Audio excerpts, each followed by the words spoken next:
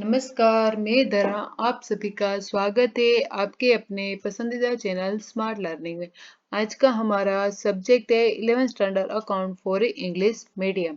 ये video Gujarati medium के लिए भी अवेलेबल है। So let's see 11th commerce first chapter third part. Last video में हमने 3 टर्मिनोलॉजी देखे थे, कैपिटल, ड्राइंग एंड लायबिलिटी। आज हम आगे देखते हैं। फर्स्ट है assets. Assets means any such tangible or intangible product or item which is of ownership of business and has economic value। मतलब कि ऐसी कोई प्रोडक्ट और आइटम जिसको टेंजिबल और इनटेंजिबल, जिसको देख सके और ना देख सके,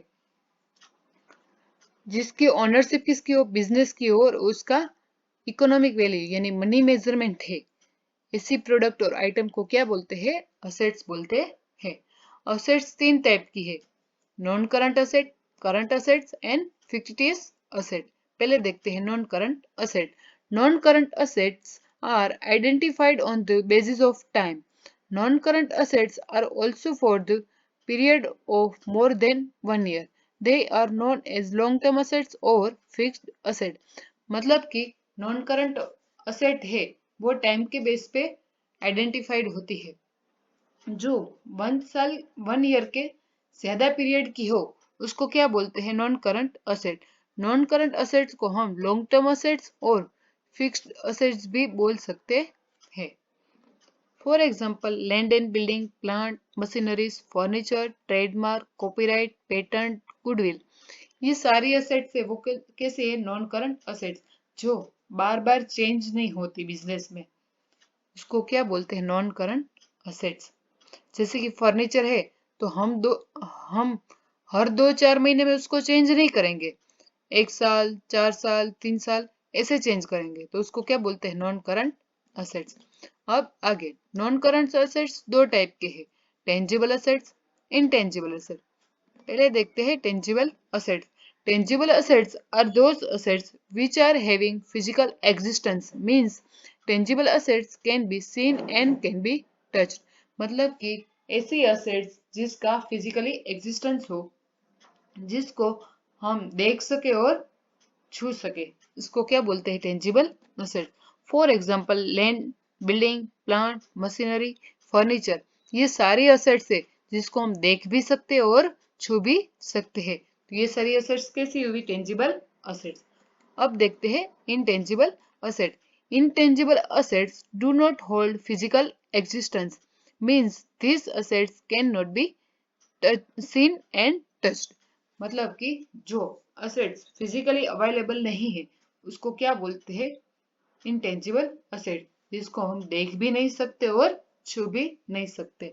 for example trademark, copyright, patent, goodwill, ये सारी इंटेंजिबल असेट है। अब कॉपीराइट है तो हम देख नहीं सकते, छू नहीं सकते, लेकिन ये असेट्स है, तो ये कैसे असेट हुई? Intangible assets. अब आगे, current asset. These assets are of that kind whose time duration is of less than 1 year। For day-to-day transaction of businesses, these assets are used। मतलब कि जो असेट 1 साल से ज्यादा, सॉरी 1 साल से कम टाइम पीरियड की हो उसको क्या बोलते हैं? करंट असेट, जो बिजनेस के डे टू डे ट्रांजेक्शन में यूज होती है। For example cash balance, bank balance, debtors, bills receivable, raw material stock, finish stock, etcetera, ये सारी की सारी असेट है वो बिजनेस के डे टू डे ट्रांजेक्शन में यूज होती है, इसीलिए इसको क्या बोलते हैं? Current asset. करंट असेट्स का भी एक टाइप है liquid asset. Liquid assets, these assets can be converted into cash quickly, it means in a short period। For example, debtors, bills receivable, etc. can be quickly converted into cash। मतलब कि जो भी assets है short term में case में convert हो जाए उसको क्या बोलते हैं? Liquid asset. डेटर्स है, डेटर्स यानी हमारे कस्टमर्स, बिजनेस के कस्टमर्स, जो उसको हम जनरली गुड्स देते हैं ना, वो शॉर्ट पीरियड के लिए क्रेडिट पे देते हैं, तो वो क्या हुए, लिक्विड असेट्स। स्टॉक को हम लिक्विड असेट नहीं बोल सकते, क्यों? क्योंकि वो जनरली 1 महीने या कुछ दिनों में कैश में कन्वर्ट नहीं होते, उसको 1 साल से कम पीरियड लगता है, लेकिन 4 महीने, 6 महीने, 8 महीने भी लग जाते हैं, तो वो एग्जैक्ट शॉर्ट पीरियड में केस में कन्वर्ट नहीं होती, इसलिए उसको क्या बोलते हैं, लिक्विड असेट। अब आगे देखते हैं fictitious asset. Fictitious assets do not have physical form, these assets cannot be converted into cash. For example, issue, cost of shares and debenture, preliminary expenses, share और डिबेंचर डिस्काउंट एक्सेट्रा। शेयर और debenture बाहर है company के, तो उस पे हम क्या देते हैं, डिस्काउंट देते हैं, उस वो भी हमारा इस असेट से, तो उसको क्या बोलते हैं, जो केस में कन्वर्ट नहीं हो सकती है, उसको क्या बोलते हैं, फिक्टिटियस असेट्स। अब देखते हैं real asset. Real assets means assets that have value in reality, मतलब कि ऐसी असेट जिसकी रियलिटी हो, मतलब कि फिजिकल एग्जिस्टेंस हो। हमने स्टार्टिंग में 3 टाइप देखे असेट के, current asset, non current asset and fictitious asset. Current and non current assets को हम रियल असेट भी बोल सकते हैं। In these assets, tangible, intangible, and current assets are included. अब देखते हैं receipt. When money is received due to consequences of business transaction is known as receipt. मतलब कि बिजनेस के ट्रांजैक्शन की वजह से जो इनकम हुए बिजनेस में, उसको क्या बोलते हैं, रिसिप्ट बोलते हैं। रिसिप्ट दो टाइप की है, कैपिटल रिसिप्ट, रेवेन्यू रिसिप्ट। पहले देखते हैं capital receipt. This receipt is not received regularly, मतलब कि ये जो रिसिप्ट होती है वो रेगुलर बेस पे नहीं होती। This receipt is procured from the sale of asset, this receipt is obtained by issuing debenture. मतलब कि बिजनेस में कोई असेट है, तो जनरली मान लो कि मशीनरी है, मशीनरी हमारी असेट ही है, तो मशीनरी है तो हम उसको बार बार चेंज नहीं करेंगे, 1 साल, 2 साल, 3 साल ऐसे लॉन्ग टर्म पे चेंज करेंगे। मतलब पुरानी मशीनरी होंगे उसको बेच देंगे, और उसमें से जो इनकम होवे उसको क्या बोलते हैं, कैपिटल रिसिप्ट। अब आगे रेवेन्यू रिसिप्ट।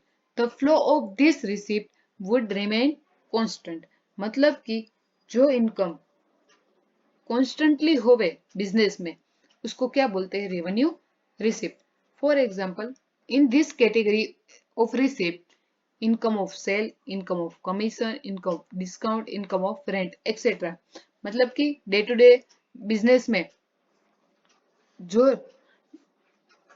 रिसिप्ट होवे, इनकम होवे, उसको क्या बोलते हैं, revenue receipt. Sales day to day transaction है, तो उसको क्या बोलते हैं, revenue receipt. Payments, money paid due to consequences of business transaction is known as payment। मतलब कि बिजनेस के ट्रांजैक्शन में जो भी पे करना पड़े, जो मनी पे करना पड़े, उसको क्या बोलते हैं, payments. For example, monthly rent, electricity payment, purchase of machine etcetera. ये सारे कैसे है, इसको क्या कहते हैं, पेमेंट्स कहते हैं।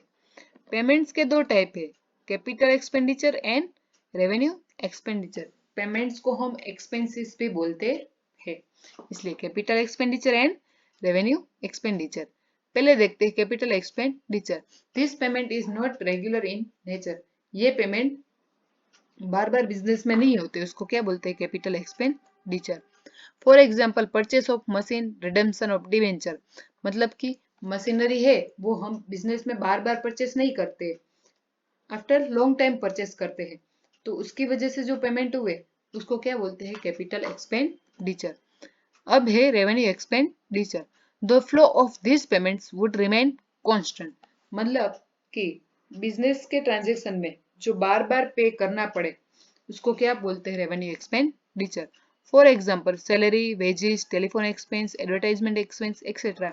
सैलरी है वो हर महीने हम पे करेंगे, टेलीफोन एक्सपेंस है तो वो हर महीने या 2 महीने में एक बार हम पे करते हैं, उसको क्या बोलते हैं, रेवेन्यू एक्सपेंडिचर, जो बार बार पे करना पड़े। ओके, तो आज हम यहाँ तक रखते, बाकी का हम नेक्स्ट वीडियो में देखेंगे। Thank you.